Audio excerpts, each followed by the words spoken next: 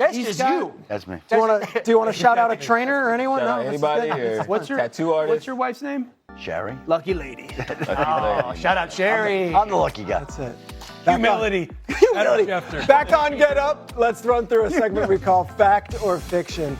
Dan, fact or fiction? The Seahawks signing of Sam Darnold is the best single move of the offseason. Yeah, fact.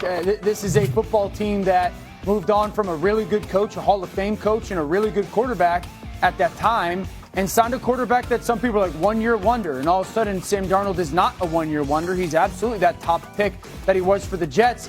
They've got one of the best big play offenses in the NFL with him and JSN. And this is a team that a lot of people are sitting there going, legit Super Bowl contender. Saved a little bit of money, added a pick, and got better. I love that, Shefty. Daniel Jones is at home saying, what about me, guys? Fact or fiction? Jackson Smith-Njigba is the best wide receiver in the NFL. Hawk. It's a fact. I mean, the dude is balling 9 games, over 1,000 yards. We talk so much about A.J. Brown in the season where he has 400.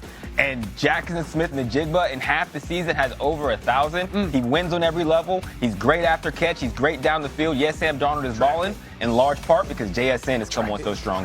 He's so good at tracking the ball. Will Compton, fact or fiction? Matthew Stafford is the league MVP right now. Fiction right now. Right now, I got Drake May. This weekend's a huge game for Stafford in this MVP race. But right now, I got Drake May, 2,400 yards. He's doing it with Booty, Hollins, and Diggs. Where Stafford, he's thrown for a lot of yards, 2,500, I believe. A lot of touchdowns, but he's doing it with Puka, Devontae Adams. He's also got Kyron Williams. I just think Drake May's doing more with less. Let's see on Blake Corum. 37 years old, maybe having his best year as a pro. Not the MVP, though. You're like Drake May. What was your thought on that? I mean, it's funny. We are talking about any of the MVP candidates. No one's mentioning Jonathan Taylor. Okay, make the case. Who has 17 touchdowns, 1,400 yards in 10 games. He went for 300 yards this past week in total and 3 touchdowns. And nope, not on Will's list. He's in my top 3. We got the name 2 right there. We were kind of talking quarterback. We just left out number 3. Fact or fiction on Stafford. I said no. Right now we got Drake May. I wasn't given a list here. Okay. But I do like JT. Quarterbacks have won the MVP the last 12 years, and in the last 7 years, of the 350 votes cast for MVP, there's been only 1 vote cast not for a quarterback. That was for Cooper Kupp. 349 votes for quarterbacks the last 7 years. Yeah. Fun fact about Cooper Kupp, he's got the same yards as A.J. Brown this year. Onward. Onward. Fun fact about A.J. Brown. Win it last year. Fun fact, Andrew Hawkins outdid A.J. Brown. Yes, they did. Back to Stafford. Numbers-wise. Let's not get too distracted. Stan Orlovsky, you got some tape. Let's go. Let's break it down. A little Rams offense here. Yeah, so one of the things about this Rams offense is it has the least amount of negative plays in the NFL. Now, part of that is because the run game is a really simple run game. They get into their multiple tight ends, and they're going to run what we call duel. Let's just be really efficient. And so they're constantly ahead of the chains. Now, the challenge for a defense is when they get into those 3 tight end personnels, you're like, here comes the run. Yeah. So we got to stop the run. But then they get into this play action and or what we would call bootleg or keeper game. So the 3 tight end element for their offense is a really challenging presentation. I think it's going to be a huge deal for the defense. They get to this keeper game. We call this keeper where you protect the edges. I'm giving the quarterback a clean throw. Here comes Devontae. For a guy who's going to be in the Hall of Fame, this is so easy. Look at the space I've created, the displacement to the defense. Easy. What if we want to drop back or a chunk play? So tight end, tight end, tight end. So now I've spread the defense out. This looks like a pass concept. I help in protection with the chip.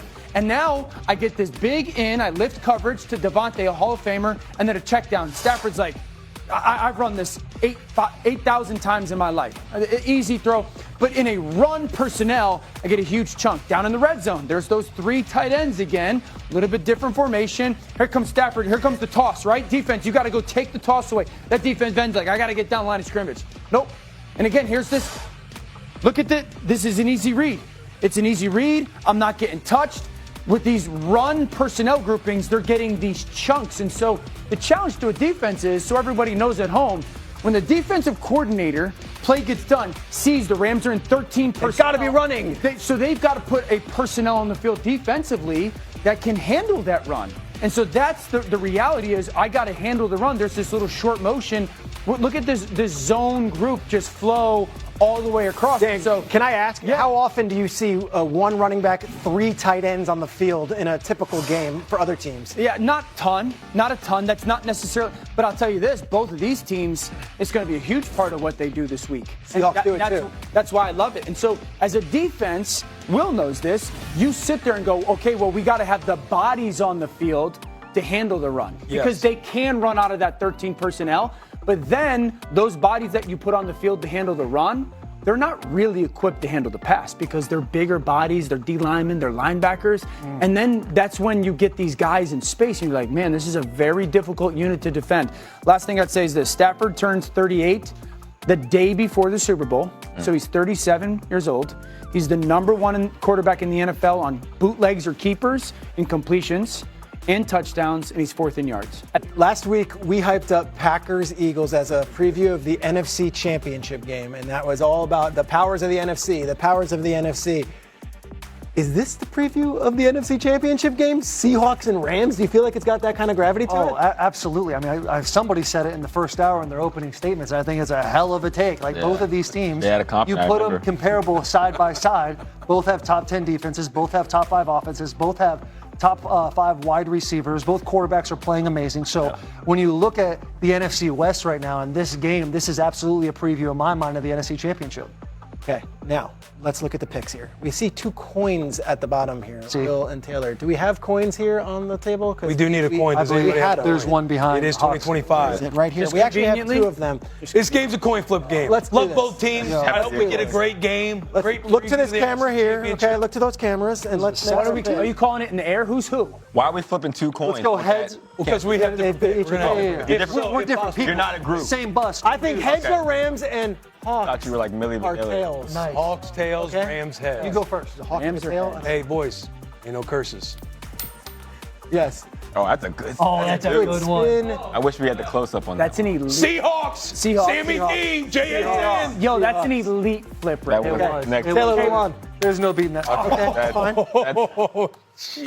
I'm also going to Seahawks. Seahawks! I'm also going to Seahawks. It was tough for me. I know, dude. That flip might have just lost them the game. Yeah. No. Hey, but your flip was so good. Mine's canceled out. Now Do we have a graphic that can like flip that coin to a Seahawk? No, Yeah. maybe next segment. We're gonna get That it. was a Friday Night Lights type of spin. That was it. That was good. In the parking lot, I saw that in the gas station. Yeah, well, yeah, it was brought to my attention during the commercial break. But the fact that there's 3 teams getting together at a gas station and flipping a coin, Only in Texas. Yeah, only in incredible. Texas. Only in Just watch Texas. Landman as well, so I'm all in. Great Yeah. show. I'm all in. Billy Bob sure. Thornton. No, for sure. Guys, awesome stuff. Seahawks 3, Orlovsky with the Rams. I Yeah. respect it. Home game. Yeah, well, in LA, you can get a lot of visiting fans. I just think this defense in LA is going to go, we dare you, Seattle, to run the football. Because they love to get into run personnel, Seattle, and throw it. Yep. I think defensively, Chris Shula, who's the defense coordinator of the Rams, is going to say, run it 35 times. Let's see if you can and will. We've officially updated the picks bar below. That is TV talk. That is the graphic, and Will is flexing. Coming up, high stakes in the Mile High City. The Chiefs, AFC West dominant.